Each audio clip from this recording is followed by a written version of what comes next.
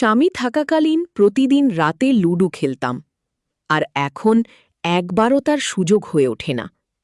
তাই আমি আমি এখন খুব অস্থির হয়ে পড়ি, এবং আমাকে এখন সারাদিন খুব কষ্টের মধ্যে কাটাতে হয়। কিন্তু 5 মাস পর হঠাৎ একটি সুযোগ পেলাম। আমি রাতে শ্বশুরের রুমে গেলাম। আমি বললাম, শ্বশুরজি, আমি চাই আপনি আজ রাতে আমার সাথে লুডো খেলুন। তারপর আমাকে হ্যালো বন্ধুরা, আজকের গল্পে আপনাদের সবাইকে জানাই স্বাগতম। আমার নাম রূপালী, এবং আমার বয়স এখন 21 বছর। আমি একজন সুন্দরী বিবাহিত যুবতী। আমার উচ্চতা 5 ফুট 7 ইঞ্চি এবং গায়ের রং উজ্জ্বল। আমার শরীর সম্পূর্ণ খোদাই করা মার্বেলের মতো। আমার বিয়ে হয়েছে 1 বছর, এবং আমার একটি ছেলে আছে। ছেলেটির বয়স 6 মাস। যখন আমার ছেলে 4 মাসের ছিল, তখন স্বামীর চাকরির বদলির কারণে বিদেশে যেতে হয়। তিনি 1 বছর পরপর ভারতে আসতে পারতেন। তাই তিনি আমাকে এবং আমার 4 মাসের ছেলেকে একা রেখে গিয়েছিলেন। আমি একা থাকতে চাই না, তাই আমার শ্বশুরকে আমাদের সঙ্গে থাকার জন্য বলেছিলাম। আমার স্বামী শাশুড়ি মারা যাওয়ার পর তিনি আমাদের থেকে আলাদা গ্রামে একাই থাকতেন। তখন তার বয়স ছিল 48 বছর। শ্বশুর অবসরপ্রাপ্ত হলেও একাই গ্রামে কৃষিকাজ নিয়ে জীবনযাপন করছিলেন, এবং গ্রামের বিশুদ্ধ পরিবেশের কারণে তার শরীর খুব বেশি বহুল ছিল, এবং এই বয়সেও তাকে 28 বছরের যুবকের মতো মনে হতো।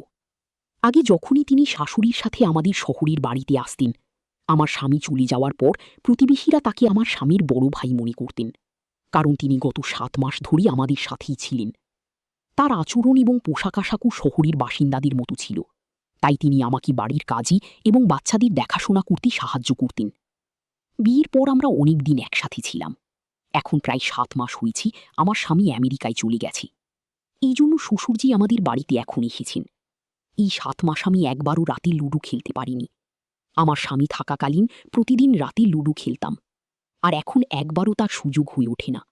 তাই আমি আমি এখন খুব অস্থির হয়ে পড়ি, এবং আমাকে এখন সারাদিন খুব কষ্টের মধ্যে কাটাতে হয়। কিন্তু 5 মাস পর হঠাৎ একটি সুযোগ পেলাম। রাতে আমি শ্বশুরের রুমে গেলাম এবং বললাম, শ্বশুরজি, আমি চাই আপনি আজ রাতে আমার সাথে লুডো খেলুন।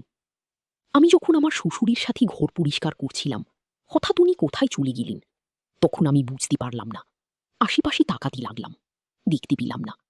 কিছুক্ষণ পর আমি উঠে গিয়ে দেখি বাথরুমের দরজাটা একটু খোলা, এবং ভিতর থেকে কিছু অদ্ভুত আওয়াজ আসছে। কথাটা শুনে ভয় পেয়ে গেলাম, আর আমি বাথরুমে ঢুকে পড়লাম। আমি দেখলাম যে তিনি ফোন দেখে লুডো খেলছেন, আর জোরে জোরে দীর্ঘ নিঃশ্বাস ফেলছেন। আমি বললাম, আপনি ঠিক আছেন? আমাকে দেখে রাগ করে বললেন, এখানে কি করছো? তার রাগী কণ্ঠ শুনে আমি ভয় পেয়ে গেলাম, এবং এই ঘটনার 2 ঘন্টা পরও আমি তার সামনে যাইনি।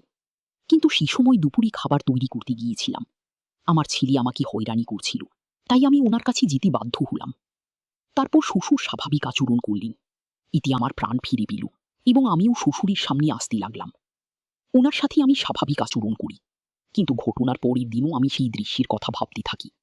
সেই দিন রাতে আমার ঘুম আসছিল না। আমার লুডো খেলার কথা মনে আসছিল।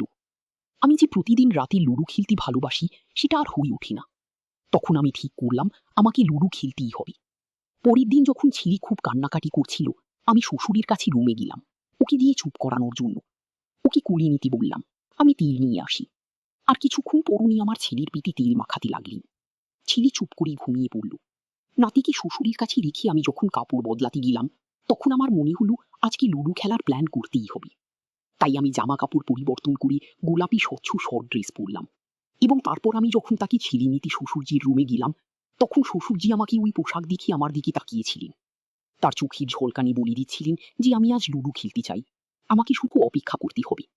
কিছুক্ষণ পর যখন আমি আমার ছেলেকে শ্বশুরজির কাছে থেকে নেওয়ার জন্য হাত বাড়ালাম, তখন উনি বললেন, সে এখানেই ঘুমিয়ে আছে, আপাতত এখানেই থাকুক। আমি হ্যাঁ বললাম। আমি ঘুমাতে পারছিলাম না, তাই এইভাবে ঘুরতে থাকলাম। অনেকক্ষণ পর মনে পড়ল যে আমি আমার ছেলেকে খাওয়াইনি। আমি উঠে শ্বশুরজির ঘরে গিয়ে দেখি সেও ঘুমাচ্ছে। তখন মনে হলো আমারও ঘুমানো উচিত।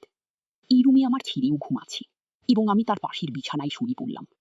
আমার ছেলেকে কাছে টেনে নিলাম, এবং আমি ঘুমাতে পারছিলাম না, কারণ আমি প্রতিদিন রাতে লুডো খেলতে পছন্দ করি। আমার স্বামী না থাকায় লুডো খেলা আর হয় না, তাই বাচ্চাকে আলাদা করে ঘুমাতে দিয়েছিলাম, এবং আমার শ্বশুরের দিকে তাকিয়ে বুঝতে পেরেছিলাম যে লুডো খেলে জীবনকে উপভোগ করতে চাই।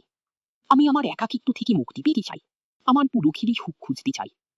এর জন্য এখন আমি এমন একজনকে পেয়েছি যে আমার স্বামীর অনুপস্থিতিতে আছে।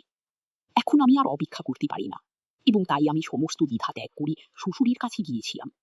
কিছুক্ষণ পর শ্বশুর নড়াচড়া করতে লাগলেন। আমার মাথায় হাত এসেছে। শ্বশুর একটু ভয় পেয়ে গেছেন। আমার শ্বাসকষ্ট হচ্ছে। তারপর প্রায় 1 ঘন্টা পর শ্বশুর